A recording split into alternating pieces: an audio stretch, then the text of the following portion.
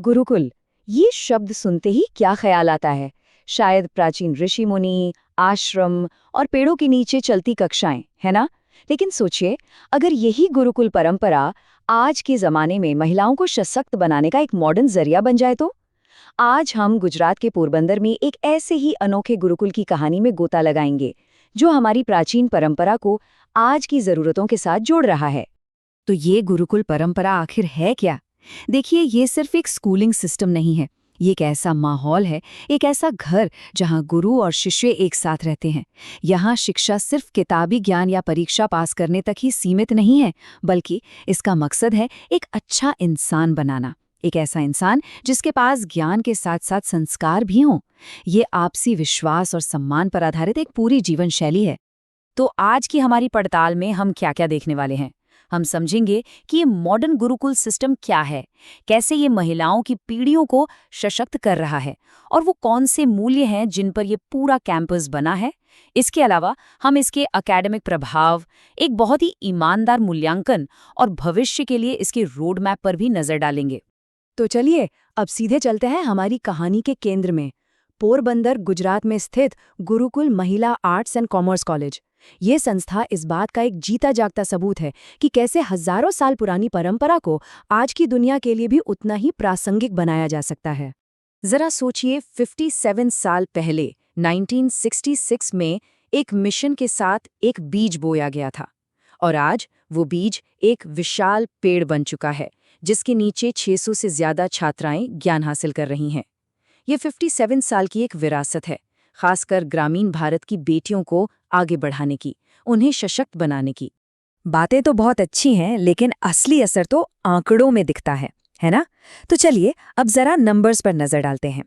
देखते हैं कि ये आंकड़े हमें क्या कहानी सुनाते हैं। 1711, ये सिर्फ एक नंबर नहीं है, ये उन छात्राओं की संख्या है जिन्हें पिछले 5 सालों में इस कॉलेज ने स्कॉलरशिप दिलाने में मदद की।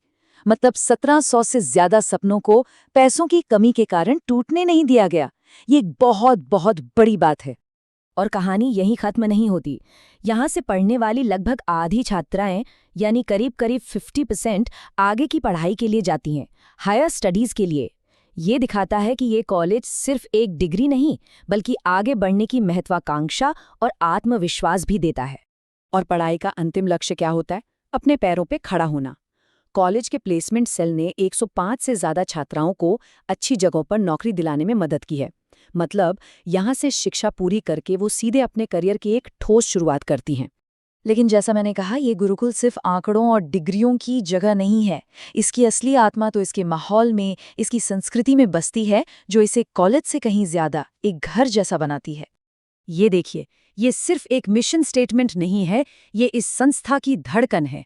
इनका लक्ष्य सिर्फ तेज दिमाग वाले प्रोफेशनल्स बनाना नहीं है, बल्कि नेक दिल वाले इंसान तैयार करना है। मतलब अकादमिक क्षमता के साथ साथ अच्छा चरित्र, यही इनकी सबसे बड़ी प्राथमिकता है। और ये मूल्य सिर्फ दीवारों पर लिखे नहीं हैं, ये वहाँ की रोजमर्रा की जिंदगी का हिस्सा हैं। सुबह की प्रार्थना, यज्ञ और वेदगान से दिन की शुरुआत होती है। पूरा कैंपस हरा भरा और पर्यावरण के अनुकूल है। सौर ऊर्जा का इस्तेमाल होता है, बारिश का पानी बचाया जाता है। ये सच में प्रकृति और संस्कृति का एक कमाल का मेल है।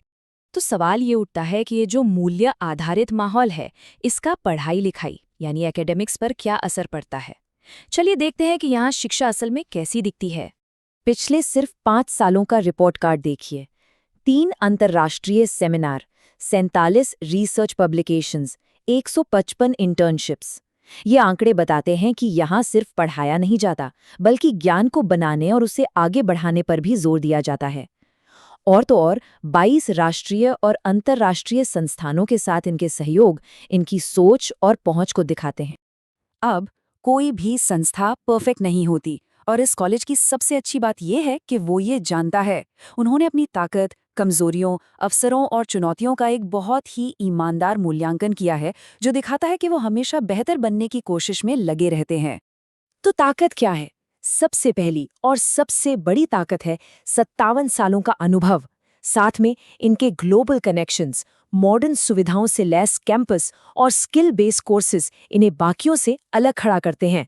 वहीं ये अपनी कमजोरियों को भी खुले तौर पर स्वीकार करते हैं, जैसे कि कंसल्टेंसी सर्विसेज को और बेहतर करने की ज़रूरत है, रिसर्च और पब्लिकेशंस को और मजबूत करना है, और ख़ासकर ग्रामीण छात्राओं को इंग्लिश बोलने में जो दिक्कत होती है उससे दूर करना है।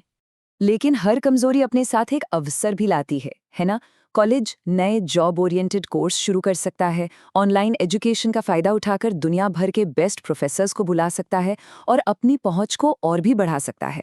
लेकिन हाँ, रास्ते में कुछ असल चुनौतियां भी हैं, जैसे सभी छात्राओं की कम्युनिकेशन स्किल्स को बेहतर बनाना, रिसर्च के लिए और ज़्यादा फंड्स जुटाना, और ये पक्का करना कि जो छात्राएं गरीब या वंचित परिवारों से आती हैं वो अपनी पढ़ाई बीच में न छोड़ें। तो इन सब बातों को ध्यान में रखते हुए आगे का रास्ता क्या है? भविष्य में और बेहतर होने के लिए क्या किया जाना चाहिए? मूल्यांकन टीम ने कुछ बहुत ही ठोस सुझाव दिए हैं। आसान भाषा में कहें तो सुझाव ये हैं कि ऐसे कोर्स शुरू किए जाएं जिनकी इंडस्ट्री में ज़रूरत है, पढ़ाई और इंडस्ट्री के बीच का गैप कम किया जाए, दुनिया भर के अच्छे संस्थानों के साथ और ज़्यादा पार्टनरशिप की जाए, और फैकल्टी को और भी अच्छी क्वालिटी की रिसर्च के लिए प्रोत्साहित किया जाए। ये भविष्य के लिए एक बिल्कुल साफ रोड मैप है। और ये पूरी कहानी हमें एक बहुत बड़े और ज़रूरी सवाल पर लाकर छोड़ देती है। आज की इस तेज़ रफ्तार दुनिया में जहाँ सब कुछ ग्लोबल हो रहा है, एक मॉडर्न गुरुकुल की क्या भूमिका है? एक ऐसी जगह जो सिर्फ डिग्री नहीं बल्कि मूल्य और चरित्र बनाने पर ध्यान देती है। क्या आज के ज़माने में ऐसी जगहों की ज़रूरत पहले से कहीं ज़्यादा नहीं हो गई है? इस पर सोचिएगा ज़रूर।